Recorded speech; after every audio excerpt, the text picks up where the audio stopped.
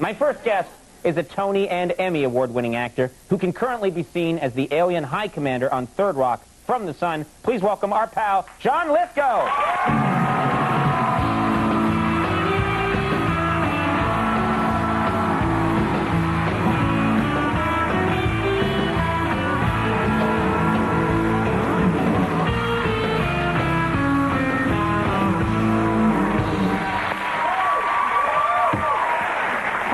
John? Just great. Couldn't be better. You're one of the tallest men in show business. It's always nice to have you on the program. I think I'm second tallest to you. No, I think you have some height on me. Really? Yeah, I'm cheating. I have like a crazy pompadour half the time. Which 9 inches of height sometimes.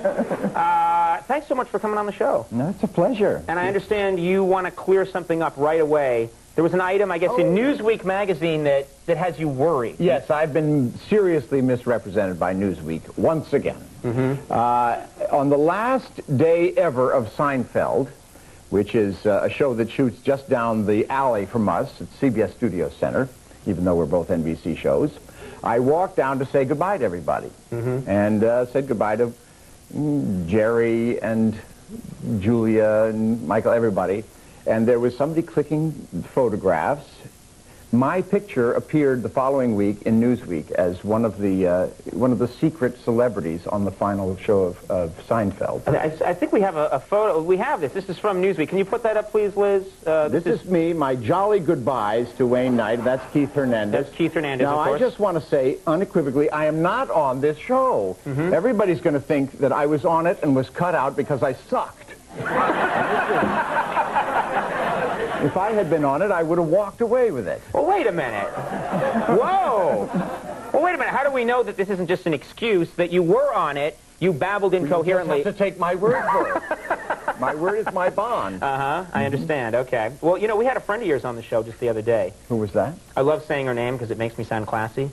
Isabella Rossellini. Oh, Isabella Rossellini. You have to do this when you say her name. That's right. You have to go, Isabella Rossellini. I'm a gypsy. And how was Isabella? I don't know. She wouldn't talk to me. She said, why are you doing that? And pronouncing my name like an idiot. No, Isabella was terrific, and we were talking. We didn't get to talk about this on the show. We never saved the good stories for on air, because that just encourages people to keep viewing, and it's a big mess. During a commercial break, Isabella started to tell me, I said we were having you come on the program. Yes. And she said that the two of you had an adventure. You were in Africa. You were shooting with live elephants, and something went awry. That's right. We were doing this cable film, this kind of ivory poacher romantic adventure. I'm sick of those movies. Yeah. And the climax of this movie was Isabella and me chasing a herd of elephants away, scaring them away from a trap that had been set for them by ivory poachers. So you're saving the elephants? Yes, and there was a second camera unit whose whole job was to find elephants and summon us when they found them. Well, sure enough, we got a call, we've got the elephants. So we jumped into a Range Rover and went tumbling across the veldt, changing costumes so that it would suit the scene. And we got to them, got into their Range Rover beside an empty clearing, and we just waited for the elephants. He said, don't worry, the elephants are coming. We waited for about 20 minutes in perfect silence, and sure enough, out into this clearing, out of the jungle, came 8 or 9 magnificent, huge elephants without making a sound, not even a twig cracking. They're that quiet? Like velvet paws. And they were wearing sneakers, though. And we waited for just the right moment, and Robert Halmy, the producer of the film, he said, okay, Isabella, John, now! Well, now nobody had given me any instructions on how to scare elephants away from an ivory poacher's trap. I just decided, well, follow your instincts, play the scene, do like the script tells you. I ran up to these elephants, screaming and yelling and basically saying, go away, get out! And this startled bull elephant in the front of this herd, he sort of opened these huge ears, like 20 feet across, and started doing this, lifted his trunk and made the loudest noise, trumpeting noise I'd ever imagined an animal making. And I vaguely remembered somebody saying, it's all a bluff.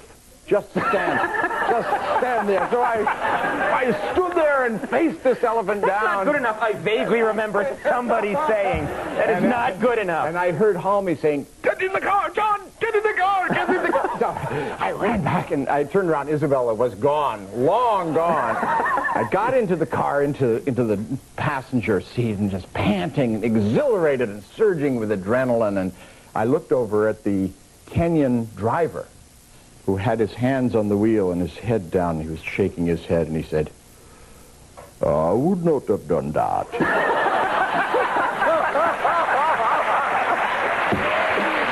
swear to God, this is absolutely true. Oh, well, I won't do it then. I'll learn from you. We got to take a break. We'll be right back. More with John Lithgow in just a second. We'll see you in a minute.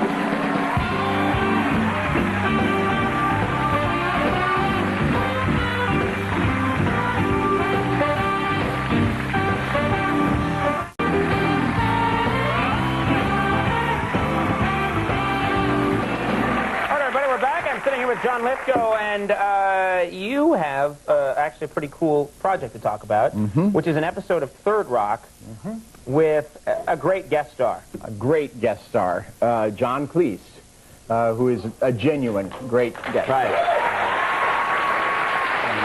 And this is, when I heard about this, I thought this is perfect because you're both. There's something, you're both in some way cut from the same cloth or a similar cloth. You're both very tall, very physical comedians. Yes, as are you, indeed. Thanks, I just wanted to be included. You should come on, we can do a sort of Three Musketeers number. Yeah, that's okay, yeah, we don't want to disappoint. You're all part of this tall, skinny comic fraternity. What do you mean skinny? I'm very well muscled. Continue. Well, actually, he's in 2 of the episodes, one tonight and one tomorrow night, Wednesday. That's the one where he is really the star, 9 o'clock Wednesday night. And he comes to our university in our small Ohio town as a visiting professor. And immediately we become friends, and then we become bitter rivals. He's better than me at everything, which in fact he is. And he drives me crazy, and our rivalry gets more and more petty as things go on. And much fun is had by all. We have a clip here. Do we need to set this up, or does that pretty much do it? It's just pretty much, well, actually, we're also rivals for Dr. Mary Albright, played by Jane Curtin. So that's what's going on here. It takes place in a kitchen. Okay, let's take a look at this clip from Third Rock from the Sun. Thank you. So, Dick, you don't really cook, then? Me, I'm an excellent cook. But I don't do it in front of Mary because she doesn't like me to do, how can I put this, woman-y things. I enjoy cooking out of doors, of course, along with other manly men, but in the confines of a kitchen, and I find that real men tend to eschew such girly pursuits. Wait.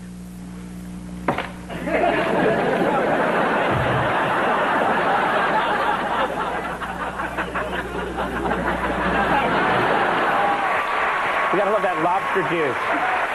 Oh, God. That looks like a lot of fun, though. Can you imagine? It was just heaven. And I never dreamed that I'd be able to play a comedy scene with John. It was just great. Were you a big Monty Python fan? Oh, huge. It was like God walking on the set. Yeah, you can't be in comedy and not be influenced by them.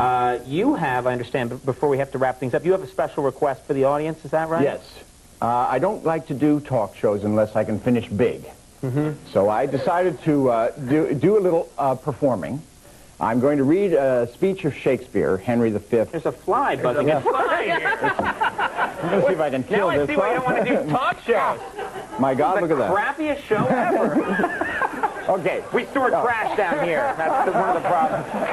A fly-blown Henry V. Okay. I'm going to be Henry V, exhorting his troops before they attack the battlements at Harfleur, and I'm going to invite the audience and the band, and even the two of you, to play the English soldiers that I'm exhorting. Your cue is God for Harry, England, and St. George. When I say that, I want you to attack the castle of Harfleur with sound. As much noise as you can make, yelling, screaming. Now, don't think for a second that this is just an actor's way of tricking applause out of you. It's an experiment in performance art. But I am... So were it to turn into applause at some point, you wouldn't be unhappy? I'll take whatever I can get. Okay. So, Henry V, Act 3, Scene 1. You'll recognize this. 1, Once more unto the breach, dear friends, once more. Or close the wall up with our English dead. In peace there's nothing so becomes a man as modest stillness and humility. But when the blast of war blows in your ears, then imitate the action of the tiger. Stiffen the sinews. Summon up the blood.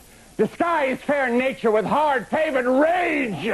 Now set the teeth and stretch the nostril wide. Hold hard the breath and bend up every spirit to its full height. On! On, you noblest English, whose limbs were made in England. Show us here the mettle of your pasture. Let us now swear that you are worth your breeding, which I doubt not. For there is none of you so mean and base that hath not a noble luster in his eyes.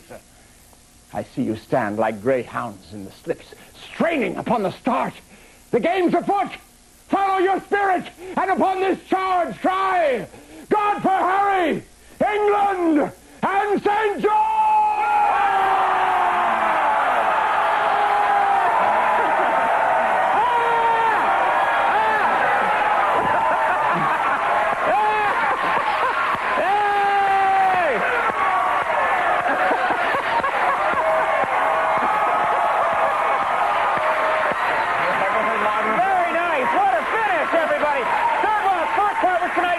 Tomorrow, check it out. Send this to everybody.